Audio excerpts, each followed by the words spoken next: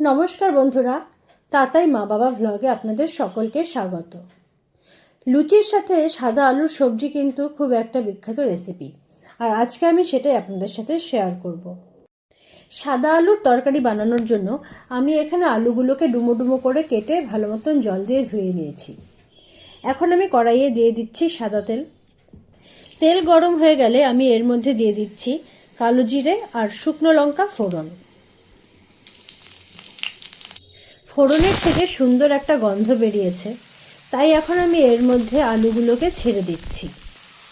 আলুগুলোর মধ্যে পরিমাণ অনুসারে নুন দিয়ে আমি খুব ভালো মতো নেড়ে চেড়ে নেব।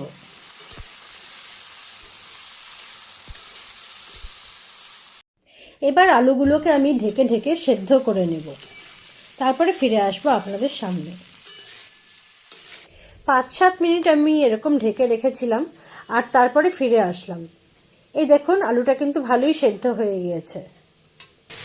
এখন আমি আলুর মধ্যে দিয়ে দিচ্ছি পরিমাণ অনুসারে জল আর স্বাদের জন্য চিনি। আমি আগেই নুন দিয়ে দিয়েছি, তাই আমি এখন আর নুন আলাদাভাবে দিচ্ছি না। এখন আমি চিনিটাকে খুব ভালো মতন জলের সাথে মিশিয়ে নেব।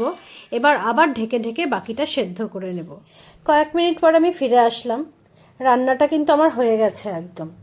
তাহলে বন্ধুরা, লুচির সাথে যদি তোমরাও বাড়িতে খেয়ে নিতে চাও এই সাদা আলুর তরকারি, তাহলে এই সহজ পদ্ধতিতে বাড়িতে বানিয়ে ফেলতে পারো। আমার আজকের এই চটজলদি এবং সহজ রেসিপিটি আপনাদের কেমন লাগলো তা অবশ্যই আমাকে কমেন্ট করে জানাবেন, আর ভালো লাগলে আমার চ্যানেলটিকে সাবস্ক্রাইব করে আমার পাশে থাকবেন। আজকের মতন আমি আমার ভিডিওটি এখানেই শেষ করছি। ধন্যবাদ।